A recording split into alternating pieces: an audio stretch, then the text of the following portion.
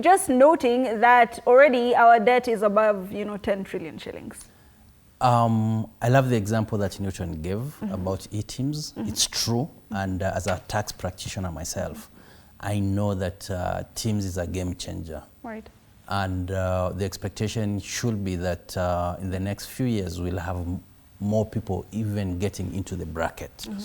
And ICPAK, the issue with compliance is such that we bring a level playing ground in the marketplace. Right. When you look at traders, if, again, the same example that if one trader is paying taxes, another one is not, now the one who is not paying taxes can place their goods in the market cheaply. Right. And now it becomes impossible to compete. So that is the other aspect, that if we bring everyone into the bracket, then you make it easier to compete out there. So on e-teams, I'm with the government 100% that it is important for us to implement e-teams. Only that now we've got to make sure that actually everyone is compliant. Although I do not agree with the proposal in this finance bill, which says the 2 million fine. Exactly. Right. That if you're not compliant, you're going to be fined 2 million. What is going to happen to some small entities? Micro, small, and medium enterprises, surely. No, let me ask you something. Right. Sorry to interject. I know Newton. I know Newton is saying if you plan to comply, then why are you worried about the 2 million? Correct. Right, but we're talking about MSMEs here. A majority of them, in the informal sector. You see, KRA has made it so accessible information on how to comply. So why should you not comply? It is something simple. You can access it through your eCitizen.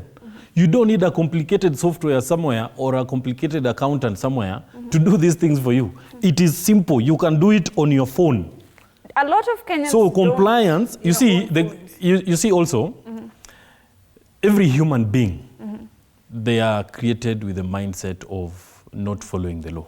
They like breaking the law. That is the nature of human being. All right. So because of that, to ensure compliance, non-compliance needs to be punitive. Okay. For you to be able to bring these people into the tax bracket. Because if you don't, there'll be a lot of leakages, and that is what, like the president has affirmed to. I will ensure total compliance on paying of taxes, including himself. We had a scenario, he visited the Times Tower. Right. And he was like, I want to be compliant. Right. And he was furnished with everything he needed. But that is, the president. It's so easy for him to be compliant if we're looking at all the aspects, considering that, his office does have enough staff to be doing that for him. But, we're talking about the local Kenyan here. That is what I'm saying. If you're a local Kenyan and you're doing business, the SMEs, please, the best way, if you can't pay 2 million, just comply. Right. Simple. What are your views on this, Wycliff? Again, as I said, e-teams, very good idea. It's time for Kenyans to comply. But a 2 million penalty is a little bit on the higher side. Right. Not that we intend not to comply, but we know realities. What will happen is that a KRA officer walks into a restaurant, orders a soda, they do not give a receipt because there's a delay somewhere. Right. This guy says, you know what? 2 million, right there, pay it. Yeah, and because you don't have 2 million, tuonane hapo kando. Those are realities. So